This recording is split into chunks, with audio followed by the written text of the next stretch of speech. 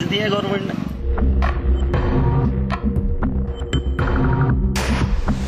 यमुना में बढ़ते पानी की वजह से दिल्ली त्राहिमाम कर उठी है।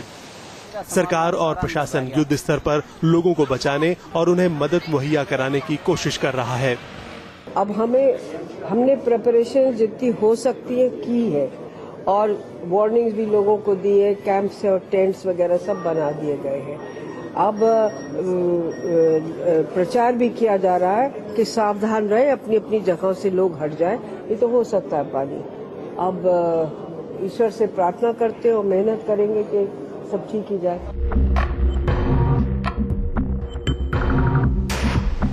दक्षिणी दिल्ली के जामिया नगर के पास बने ओखला बैराज में भी पानी का लेवल तेजी से बढ़ा है। ओखला बैराज के पास बसे सभी लोगों से घरों को खाली करा लिया गया।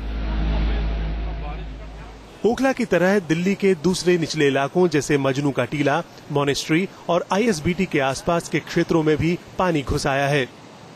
दिल्ली में बाढ़ का खतरा जो है वो मंडरा रहा है। यमुना में जल स्तर जो है वो लगातार बढ़ रहा है। जैसे कि आप देख सकते हैं इस वक्त हम बीचों बीच है यमुना का पानी जहां भरा हुआ है और ये कुछ झोपड़ियां हैं जो पानी में डूब गई हैं। और कल जब हम यहां आए थे तब ये पानी का स्तर इतना ज्यादा नहीं था। यमुना नगर हथनी कुंड से 8 लाख क्यूसेक से ज्यादा पानी छोड़ा गया है।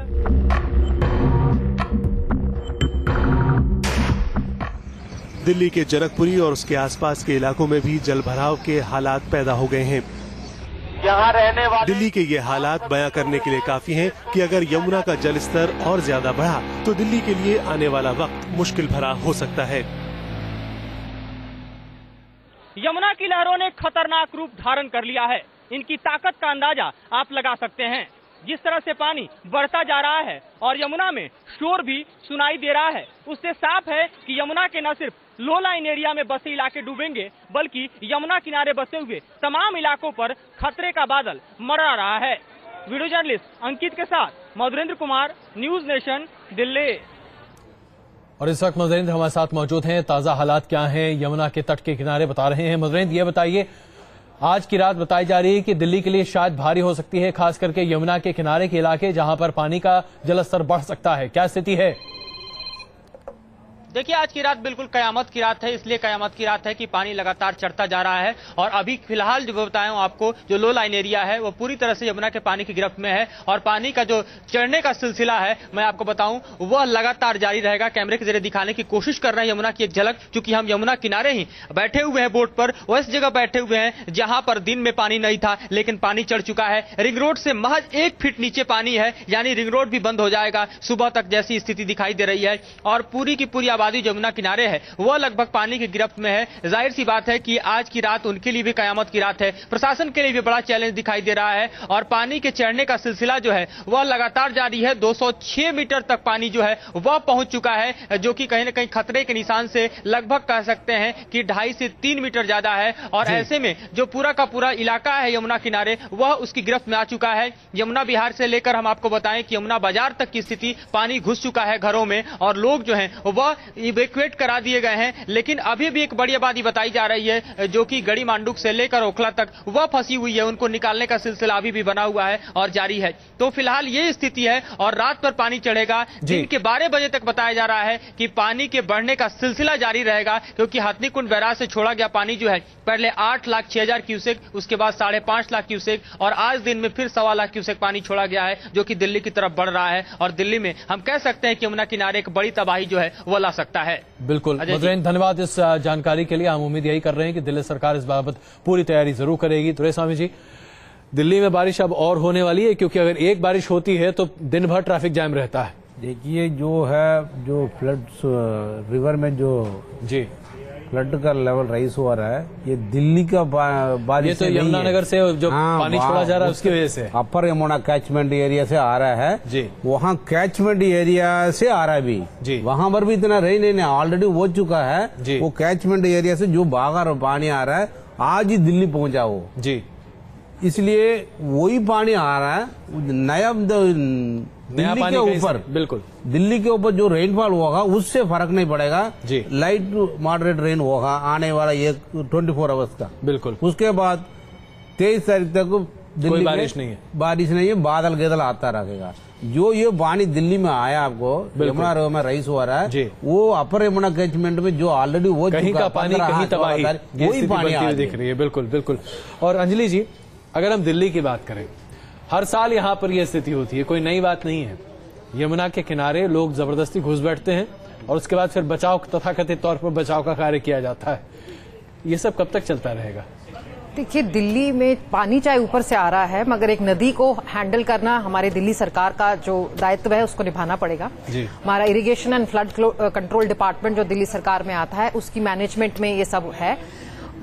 सबसे बड़ी बात है बाढ़ से बचने के लिए है कि निकास, पानी का निकास ठीक से होना चाहिए, स्पीड से होना चाहिए, जो अब दिल्ली से नहीं हो पाता है। क्योंकि यहाँ पे एक तो जो निकलने वाले ड्रेन्स हैं उनमें इतनी सिल्टिंग हो चुकी है, इतनी गाद मिट्टी जम चुकी है, उसकी सफाई नहीं की जाती है ठीक से। दूसरी बात, जो ये स्टॉर्म वाटर ड्रेन्स हैं इनमें कूड़ा और सुएज भी डाल दिया जाता है, ये नहीं छोड़ना चाहिए इसमें, क्योंकि इससे स्टॉर्म वाटर ड्रेन भर जाएंगे तो फिर वो जो फ्लो आ रही है, जो ओवरफ्लो हो रहा है, उसको वो नहीं मैनेज कर सकेंगे। इसलिए ये और सबसे बड़ी बात जो है, यमुना का जो फ्लड प्लेन एरिया है, जो उसकी जो डेवलपमेंट है और उसका जो मैनेजमेंट है वो भी बहुत गलत है, क्योंकि वहां पे कंस्ट्रक्शन अलाउ कर दी जाती है। जितना जब एक शहर में पेव्ड एरिया हो जाएगा, कंस्ट्रक्टेड एरिया हो जाएगा, तो उसकी जो पानी की एब्जॉर्प्शन कैपेसिटी है वो कम हो जाएगी और उसका निकास का जो है रास्ते रुक जाएंगे। बिल्कुल। और इसलिए ये मैनेजमेंट की बहुत जरूरत है। आइए अब आपको एक और तस्वीर दिखाते हैं। हरियाणा में आप लोगों ने बाढ़ की बातें बहुत कम सुनी होंगी, लेकिन वहां पर जो स्थिति बनती दिख रही है उसकी 5 भयावह तस्वीरें आइए अब आपके सामने पेश करते हैं। तबाही की ये तस्वीर हरियाणा के यमुनानगर की है। इस तस्वीर में आप साफ देख सकते हैं कि बारिश के बाद आई बाढ़ से पूरा का पूरा रेलवे ट्रैक ही धंस गया है। आप आ जाना, मैं बात करूंगा। रेल लाइन धंसने से रेल यातायात बुरी तरह प्रभावित हो गया है, जिसके बाद क्रेन को मंगाकर ट्रैक की मरम्मत का काम शुरू हुआ। यमुनानगर में बारिश और बाढ़ ने कैसी तबाही मचाई है, इस ट्रैक की हालत को देखकर ही अंदाजा लगाया जा सकता है। हम लोग तो संडे को चले हैं बिहार से और सहारनपुर तक आए। सहारनपुर से इधर आने में कोई सवारी नहीं थी। रुकावट तो बहुत है, गाड़ी उधर भी रुकावट है, गाड़ी भी उधर भी नहीं आ रही है, इधर की गाड़ी इधर भी रुक रही है, कहीं से कहीं गाड़ी नहीं जा रही है। ये नजारा है यमुनानगर के हथनीकुंड बैराज का। आज आप देख सकते हैं बिल्कुल ठीक पीछे ये बैराज का जो गेट है वो यहाँ पर है। कल पानी का फ्लो कितना ज्यादा था उसका अंदाजा आप इसी बात से लगा सकते हैं कि गेट के जो बैराज के जो गेट बने हुए हैं उनके ऊपर भी जो पेड़ की जो टहनियां बहकर आती हैं वो उनके जो लट्ठे हैं वो ऊपर लटके पड़े हैं। तो पानी जो था वो गेट के ऊपर से ही क्रॉस होकर यहाँ पर आ रहा था, यानी कि 8 लाख क्यूसेक जो पानी जो था वो इसी रास्ते से आया था। और कल अभी हालांकि यहाँ पर पहाड़ी इलाकों में बारिश जो है वो थमी है, कम हुई है और उसके चलते पानी का फ्लो भी काफी कम हो गया है। तबाही की 12वीं तस्वीर है करनाल की। यहाँ बारिश के बाद पानी खेतों में घुस गया, फसलें तबाह हो गई और सड़कें पानी में कहीं खो गई। इसके बाद राहत बचाव के काम में लगे लोगों ने पानी में बह गई सड़कों की मरम्मत का काम शुरू किया। बारिश से बेहाल करनाल की अब इस तस्वीर पर भी गौर फरमाइए। करनाल में जब पानी बढ़ा तो इसका ठीक ठाक जायजा लेने राहत बचाव की टीम पहुंची। हेलीकॉप्टर से नुकसान का पूरा जायजा लिया गया। हरियाणा के हथनीकुंड बैराज से अब तक कुल 8 लाख क्यूसेक पानी छोड़ा जा चुका है, जिसके बाद फरीदाबाद में यमुना के किनारे बसे करीब 22 गांवों में प्रशासन की ओर से अलर्ट घोषित कर दिया गया है। आज सवेरे 6 बजे हथनीकुंड बैराज से जो यमुना के अंदर डिस्चार्ज रिकॉर्ड किया गया है वह 8,06,000 और करीब 500 क्यूसेक का रिकॉर्ड किया गया है। यह पानी की बहुत अत्यधिक मात्रा है और इतना पानी रिलीज होने से फरीदाबाद जिले में से क्योंकि यमुना गुजरती है तो इस जिले के अंदर भी बाढ़ आने का या लोगों को जान माल का खतरा होने का अंदेशा पैदा हो गया है। फरीदाबाद के बाद इस पानी के जल्द दिल्ली पहुंचने की भी उम्मीद है, जिससे निचले इलाकों में बाढ़ का खतरा मंडरा रहा है। बताया जा रहा है कि इससे पहले इतना पानी एक साथ नहीं छोड़ा गया है। एहतियात के तौर पर प्रशासन ने गांव खाली करने के भी आदेश दे दिए हैं। यमुनानगर से पुनीत परिंजा के साथ team news nation. Mahesh ji, बस एक छोटा सा जवाब इस सवाल का, क्या हम प्रबंधन की बातें तो कर चुके, उसमें कमी लगातार दिख रही है, इसमें भी कोई शक नहीं है, लेकिन ये जो बारिश अचानक आ जाती है, जैसे अब हरियाणा की स्थिति अभी हमने रिपोर्ट दिखाई, इन जगहों पर भी बचाव का कोई काम नहीं हो पाता। यहाँ हम कुछ कर सकते हैं? ये जैसे हरियाणा जैसी जो जगह है, जो प्लेन एरिया है और जो शहरी इलाके हैं या आसपास जो गांव हैं उनमें तो बचाव कार्य बहुत आसानी से किया जा सकता है, क्योंकि जैसे जब ये पानी छोड़ा गया था उससे पहले ही बता दिया गया था कि हाँ ये पानी छोड़ा जाएगा, तो जहाँ जहाँ लो लाइंग एरिया है या जो भी जहाँ जहाँ पानी जा सकता है तो वह पहले से ही बचाव कार्य बहुत ईजी होते हैं जिसको करा जा सकता था। लेकिन अब अभी भी अगर कुछ जान या माल की हानि होती है तो इसके लिए प्रशासन जिम्मेदार। बिल्कुल। स्वामी जी, एक छोटी सी टिप्पणी आपसे। आप लोग एडवांस वार्निंग दे देते हैं और उसके बाद आपके हाथ में कुछ नहीं होता है। इस तरह की तस्वीरें जब आप देखते हैं और आपको लगता नहीं है कि यार सब कुछ कर दिया उसके बाद भी लोग मर रहे हैं? ये तो फील होती है। Yes, we are feeling even 48 to 72 hours before we are giving warning. जी। Even after receiving warning, they are not taking precautionary measure to save the people. बिल्कुल। We are helpless in this matter. बिल्कुल। यही सबसे बड़ी त्रासदी है कि हमारे देश में तमाम प्रशासनिक तंत्र शायद किसी की नहीं सुनता। आइए अब आपको हम छोड़े जाते हैं, इस कार्यक्रम को हम यही खत्म कर रहे हैं। आप सबों का बहुत धन्यवाद इसमें चर्चा में शामिल होने के लिए। लेकिन हम आपको छोड़े जाते हैं 5 और तस्वीरों के साथ, जिसे देखकर आप यही कहेंगे कि प्रकृति के साथ खिलवाड़ तो हम करते जरूर हैं, लेकिन उसका खामियाजा कितना बड़ा होता है। देखिए इन तस्वीरों को। हरिद्वार के लक्सर में भी बाढ़ से हाहाकार मचा हुआ है। हरिद्वार के लक्सर इलाके में झोपड़ी के ऊपर बना ये मचान 5 लोगों के लिए रक्षा कवच साबित हुआ। अचानक आई बाढ़ के बाद ये 5 लोग जान बचाने के लिए इस मचान पर चढ़ बैठे।